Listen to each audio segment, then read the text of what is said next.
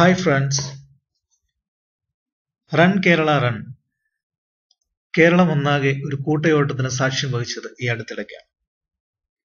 നാം ഓരോരുത്തരും ജീവിതമെന്ന ഒരു വലിയ കൂട്ടയോട്ടത്തിലെ മത്സരാർത്ഥികളാണ്. ഒരു മാരത്തൺ മത്സരം വിജയിക്കുവാൻ എന്തൊക്കെ പ്രിപ്പറേഷൻസ് ആവശ്യമാണോ അവയൊക്കെയും ജീവിതമാകുന്ന മാരത്തൺ വിജയിക്കുവാനും ആവശ്യമാണ്. ജീവിത വിജയം എന്നത് പലർക്കും പലതാണ്. It depends. ജീവിത വിജയം എന്നതുകൊണ്ട് ഞാൻ അർത്ഥമാക്കുന്നതായിരിക്കില്ല ഒരുപക്ഷെ നിങ്ങളുടെ ജീവിത വിജയം. നിങ്ങൾ വിജയമെന്ന് കരുതുന്നതായിരിക്കില്ല ഒരുപക്ഷെ മറ്റൊരാളുടെ ജീവിത വിജയം. സോ വിജയകരമായ ജീവിതം എന്നത് ഓരോരുത്തർക്കും വ്യത്യസ്തമാണ്. ഭൂരിപക്ഷം ആളുകളും ജീവിത വിജയം എന്ന് പറഞ്ഞാൽ ധാരാളം സമ്പത്ത് നേടുക എന്നതാണ് എന്ന് വിചാരിക്കുന്നു. മറ്റു ചിലർക്ക് ജീവിത വിജയം എന്നത് കരിയറിൽ ഉന്നത സ്ഥാനങ്ങളിൽ എത്തിച്ചേരുക എന്നതാണ്. ഇനിയും ചിലർക്ക് ജീവിത വിജയം എന്നാൽ തങ്ങളുടെ ബിസിനസ്സിൽ ഉയർന്ന വളർച്ച നേടുക എന്നതാണ്. വേറെ ചിലർക്ക് ജീവിത വിജയം എന്ന് പറഞ്ഞാൽ പേരും പ്രശസ്തിയും നേടുക എന്നതാണ്. മറ്റു ചില ആളുകൾക്ക് ജീവിത വിജയം എന്ന് പറയുന്നത് ആത്മീയമായിട്ടുള്ള ഉയർന്ന നിലവാരത്തിൽ എത്തിച്ചേർന്ന് ആ രീതിയിൽ ജീവിക്കുവാൻ കഴിയുക എന്നുള്ളതാണ്. അങ്ങനെ വിജയം പലർക്കും പലതാണ്. പക്ഷെ ഏതു മേഖലയിലായാലും ജീവിതത്തിൽ വിജയം കൈവരിക്കുവാനായിട്ട് നാം ശ്രദ്ധിക്കേണ്ട പല ഘടകങ്ങളും ഒന്ന് രണ്ട് കാര്യങ്ങൾ നിങ്ങളുടെ ശ്രദ്ധയിലേക്ക് കൊണ്ടുവരാനായിട്ട് ഞാൻ ശ്രമിക്കുകയാണ്.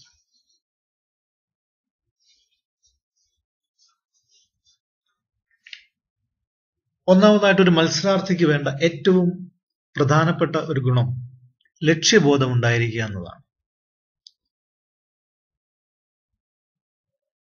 ജീവിതത്തിൽ വിജയം കൈവരിക്കുവാൻ ഏറ്റവും അത്യന്താപേക്ഷിതമായിട്ട് ഉണ്ടായിരിക്കേണ്ട ഒരു കാര്യമാണ് ലക്ഷ്യബോധം. ജീവിതം കൊണ്ട് ഞാൻ എന്താണ് ഉദ്ദേശിക്കുന്നത്? എന്റെ ജീവിതം കൊണ്ട് ഞാൻ എന്താണ് ചെയ്യുവാൻ ആഗ്രഹിക്കുന്നത്? ഇതിനെപ്പറ്റി വ്യക്തമായിട്ടുള്ളൊരു ധാരണ നമുക്കുണ്ടായിരിക്കും. എങ്കിൽ മാത്രമേ ജീവിതത്തിന്റെ ഓരോ നിമിഷങ്ങളും ഓരോ ദിവസങ്ങളും ആ ലക്ഷ്യത്തിലേക്ക് എത്തിച്ചേരുവാനായിട്ടുള്ള പ്രവർത്തനങ്ങളിൽ ഏർപ്പെടുവാനായിട്ട് നമുക്ക് സാധിക്കുകയുള്ളൂ. സോ ജീവിതമായാൽ അതിനൊരു ലക്ഷ്യം വേണം. ഓരോ ദിവസത്തെയും നമ്മളുടെ പ്രവൃത്തികൾ ആ ലക്ഷ്യത്തിലേക്ക് എത്തിച്ചേരുവാനായിട്ടുള്ള ചവിട്ടുപടികൾ ആയിട്ട് മാറ്റുവാനായിട്ട് നമുക്ക് കഴിയണം.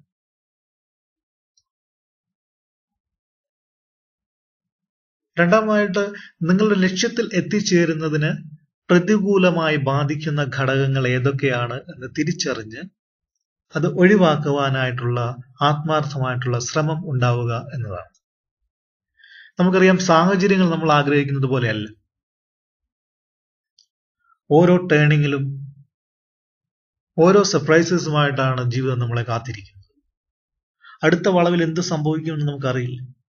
അതുകൊണ്ടാണ് ഓൾവേസ് എക്സ്പെക്ട് ദ അൺഎക്സ്പെക്റ്റഡ് എന്നൊക്കെ പറയുന്നത്. അതുകൊണ്ടാണ് പ്രതികൂലമായ പല ഘടകങ്ങളും വിജയത്തിലേക്കുള്ള നമ്മളുടെ ഓട്ടത്തിൽ മാർഗതടസ്സമായി വന്നേക്കാം. അത് തിരിച്ചറിഞ്ഞ് ഒഴിവാക്കുവാൻ നമുക്ക് സാധിച്ചാൽ തീർച്ചയായിട്ടും ലക്ഷ്യസ്ഥാനത്തിൽ എത്തിച്ചേരുവാനായിട്ട് നമുക്ക് സാധിക്കും. അത്ലറ്റ്സ് അവരുടെ പെർഫോമൻസിനെ പ്രതികൂലമായി ബാധിക്കുന്ന ഘടകങ്ങളെ ഒഴിവാക്കുവാൻ എത്ര കഠിനമായിട്ടാണ് പരിശ്രമിക്കുന്നത് നമുക്കൊക്കെ അറിയാവുന്ന കാര്യമാണ്. നമ്മളൊക്കെ സുഖമായിട്ട് ഉറങ്ങുമ്പോൾ അതിരാവിലെ ഉണർന്ന് എക്സസൈസും വർക്കൗട്ടുകളും ഒക്കെ ആയിട്ട് തങ്ങളുടെ ലക്ഷ്യം നേടിയെടുക്കുവാനായിട്ട് കഠിനമായിട്ട് പരിശ്രമിക്കുന്നവരാണ് അവരോരോരുത്തരും. നമ്മളൊക്കെ കയ്യിൽ കിട്ടുന്ന എന്തും വാരി വലിച്ച് കഴിക്കുമ്പോൾ അത്ലറ്റ്സ് എന്താണ് ചെയ്യുന്നത്? വളരെ കൃത്യമായിട്ട് ആവശ്യമുള്ളത് മാത്രം, ആവശ്യമില്ലാത്തത് ഒഴിവാക്കി കൃത്യമായ അളവിൽ ഡയറ്റിംഗ് ചാർട്ടൊക്കെ നോക്കി വളരെ ശ്രദ്ധയോടുകൂടി അവരുടെ ആഹാര രീതികൾ പോലും അവർ ക്രമീകരിക്കുന്നതായിട്ട് നമുക്ക് മനസ്സിലാക്കുവാൻ സാധിക്കും. താൽക്കാലികമായ സന്തോഷത്തെക്കാൾ ഒരു അത്ലറ്റിനെ സംബന്ധിച്ചിടത്തോളം അവരുടെ ലക്ഷ്യം നേടിയെടുക്കുവാനുള്ള ഫിറ്റ്നസ് എപ്പോഴും നിലനിർത്തുക എന്നതാണ്. അതിനുവേണ്ടിയാണ് ശ്രമിക്കുന്നത്. ജീവിതമാകുന്ന ഈ ഓട്ട മത്സരത്തിൽ വിജയിക്കുവാൻ നമ്മൾ എല്ലാവരും ശ്രദ്ധിക്കേണ്ട ഒരു പ്രധാന കാര്യവും ഇതുതന്നെയാണ്. പ്രതികൂലമായി ബാധിക്കുന്ന എല്ലാ ഘടകങ്ങളെയും തിരിച്ചറിഞ്ഞ് അവ ഒഴിവാക്കുവാനായിട്ട് ശ്രമിക്കണം. ഇത് എളുപ്പത്തിൽ സാധിക്കുന്ന ഒരു കാര്യമല്ല. ആത്മാർത്ഥമായിട്ടുള്ള കഠിന പരിശ്രമം ഇതിന് ആവശ്യമുണ്ട്. ഒരുപക്ഷെ താൽക്കാലികമായ സന്തോഷം തരുന്ന കാര്യങ്ങളാവാം പലതും. പക്ഷെ അത് വിജയം നേടുന്നതിൽ നിന്ന് നമ്മളെ തടയുന്നതാണെങ്കിൽ തീർച്ചയായും അങ്ങനെയുള്ളവ ഒഴിവാക്കേണ്ടതാണ്. ചിലപ്പോൾ അത് നിങ്ങളുടെ മടിയായിരിക്കും, ലേസിനെസ്. മറ്റു ചിലപ്പോൾ നിങ്ങളുടെ മദ്യപാനമായിരിക്കാം. ചിലപ്പോൾ അത് നിങ്ങളുടെ ദുസ്വഭാവങ്ങളും ദുശീലങ്ങളുമായിരിക്കാം. ചിലപ്പോൾ അപകർഷതാബോധമായിരിക്കാം. ചിലപ്പോൾ തെറ്റായ ചില കൂട്ടുകെട്ടുകളായിരിക്കാം. എന്തു തന്നെ ആയിരുന്നാലും ജീവിത വിജയം നേടുവാൻ തടസ്സമായ എല്ലാ കാര്യങ്ങളിൽ നിന്നും പിന്മാറിയെങ്കിൽ മാത്രമേ നിങ്ങൾക്ക് ലക്ഷ്യസ്ഥാനത്തിൽ എത്തിച്ചേരുവാനായിട്ട് സാധിക്കുകയുള്ളൂ. മൂന്നാമതായിട്ട് മറ്റൊരു കാര്യം നമുക്ക് ആവശ്യമുള്ളത് കൺസിസ്റ്റൻസിയാണ്, സ്ഥിരതയുള്ള ഒരു പ്രകടനം. നമുക്കറിയാം, ഒരു മാരത്തൺ വിജയിക്കുവാനായിട്ട് ആദ്യം മുതൽ അവസാനം വരെ വളരെ സ്ഥിരതയുള്ള ഒരു പ്രകടനം കാഴ്ചവെക്കേണ്ടത് അത്യാവശ്യമാണ്. പലപ്പോഴും ജീവിതത്തിൽ നമ്മൾ കണ്ടുവരുന്ന ഒരു കാഴ്ചയുണ്ട്. ഒരു ലക്ഷ്യത്തിലേക്ക് എത്തിച്ചേരുവാൻ നമ്മുടെ ഓട്ടം ആരംഭിക്കും. എന്നാൽ കുറച്ചു ദൂരം കഴിയുമ്പോൾ നമ്മുടെ മനസ്സ് വല്ലാതെ ഡിസ്ട്രാക്ട് ആവും. നമ്മൾ ലക്ഷ്യം മറക്കും. പല കാര്യങ്ങളിലേക്ക് നമ്മൾ തിരിഞ്ഞു പോകാറുണ്ട്.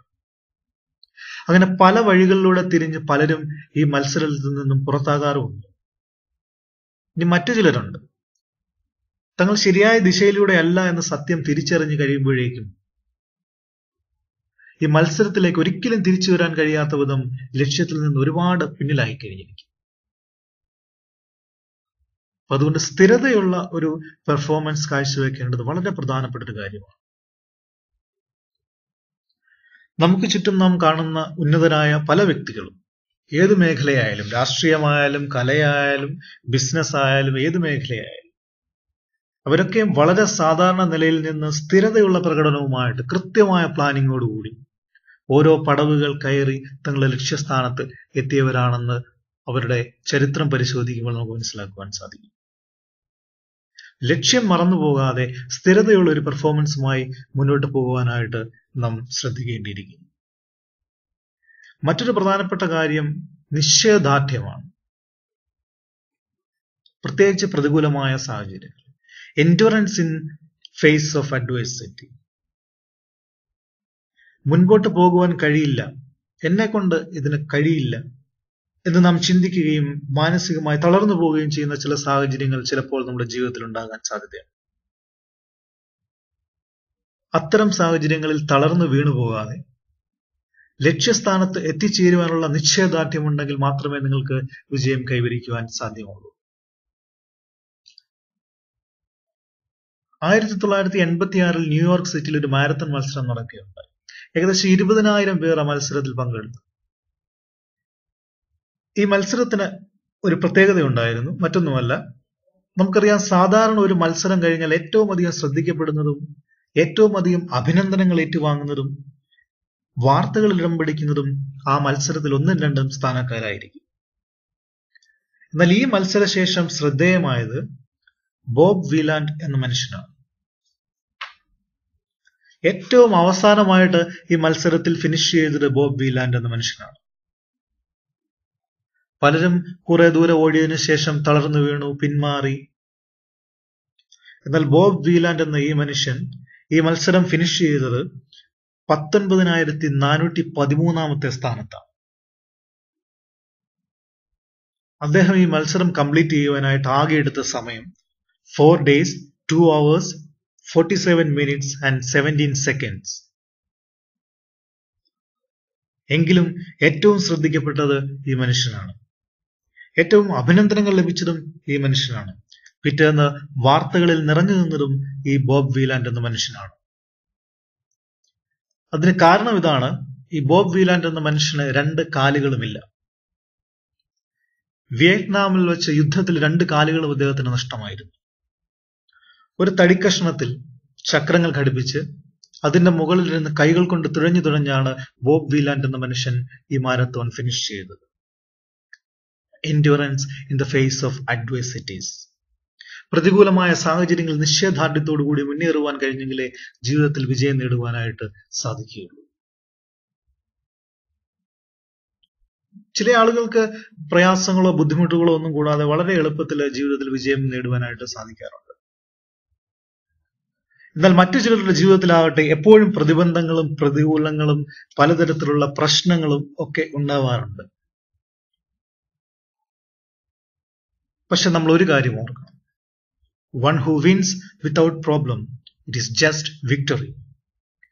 But one who wins with a lot of troubles, that is history. So it is my call to everyone, come on, let's make history. എന്തൊക്കെ പ്രതിബന്ധങ്ങളും പ്രതികൂലങ്ങളും ഉണ്ടായാലും നിശ്ചയദാർഢ്യത്തോടുകൂടി അതിനെ എല്ലാം അതിജീവിച്ച് ലക്ഷ്യസ്ഥാനത്തിൽ എത്തിച്ചേരുവാൻ, വിജയം കൈവരിക്കുവാൻ തീർച്ചയായിട്ടും നിങ്ങൾക്ക് കഴിയും. മാർട്ടിൻ ലൂതർ കിങ് പറഞ്ഞതുപോലെ, if you can't fly, then run. If you can't run, then walk. If you can't walk, then crawl. But whatever you do, you have to keep moving forward. Good luck.